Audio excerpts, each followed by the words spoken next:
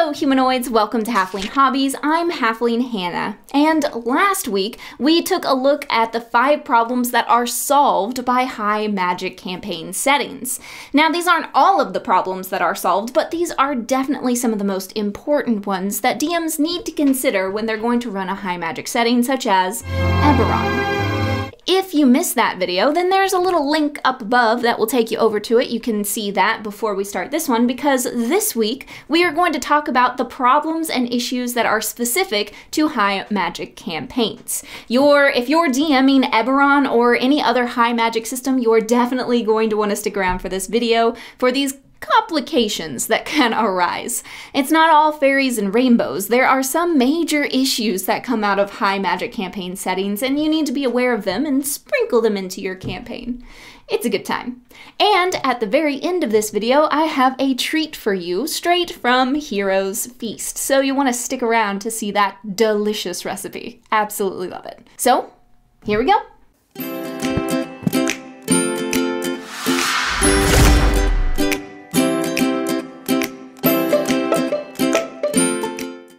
And the very first and obvious is crime.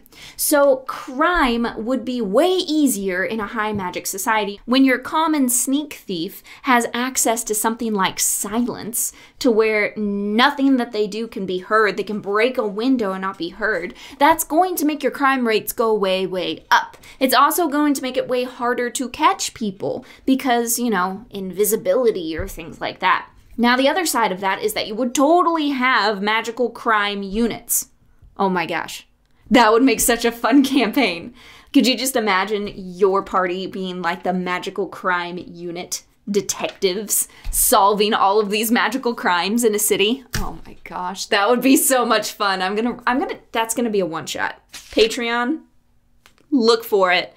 That's gonna be a one-shot because that is so much fun. But you would definitely have some protections, especially in like the higher homes, like the rich people homes. Obviously, they're going to have a lot more protections, magical wards, things like that in their homes, magical traps. But your common everyday people, they're probably going to be pickpocketed a lot more. There's probably going to be a lot more petty crime, especially in the slum areas when you have access to magic and everyone has access to magic. So how does that look in your world is what you need to be thinking when you're looking at these high magic societies. Next up is competition.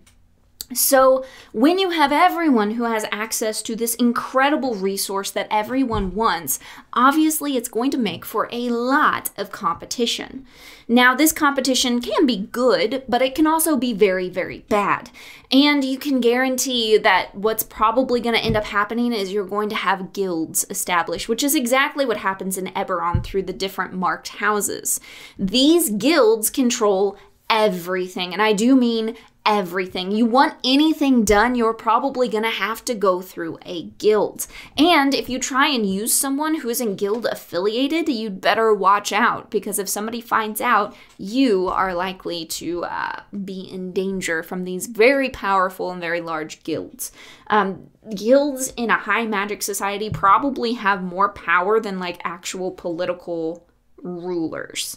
When you're dealing with that much money and you're dealing with something that everyone wants, like that's just the way that it's going to be. Those are going to be extremely powerful. You're going to have to work within the guild system. If you try to work outside of it, it's going to be quite dangerous. And how exactly do those guilds affect your campaign as a whole and your players' interactions with different shopkeepers and things of that nature?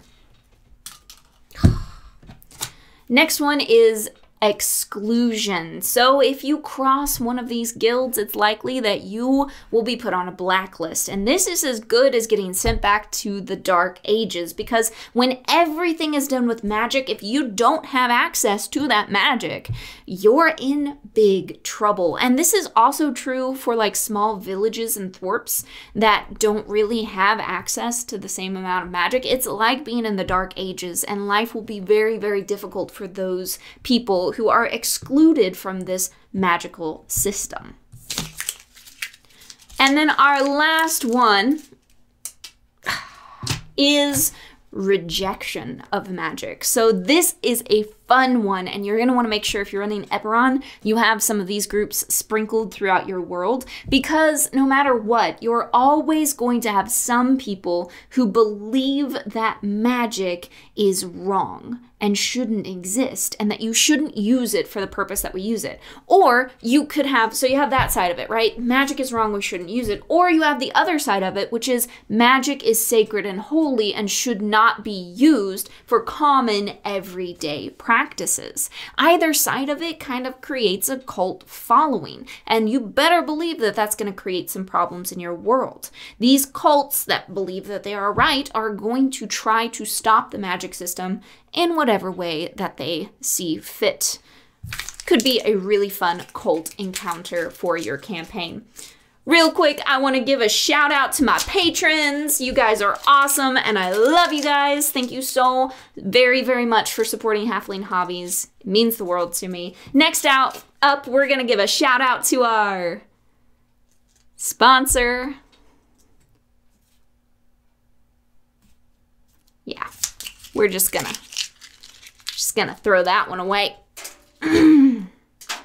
High magic campaigns have so much to them. I mean, they are just rich and full of different options and resources for your players. Some of those can be a huge boon and a benefit, and sometimes they can actually be very bad and create a lot of issues that your players are going to have to overcome as they go through your campaign. All of it, though, goes into creating a really cool, unique, and realistic world when you use them all together. So I really hope that you end up using these benefits and downsides to high magic campaign settings, because even though they are problems, it's not like we're trying to fix them. It's a cool part of the world to think through when you're building it, and it definitely should be there.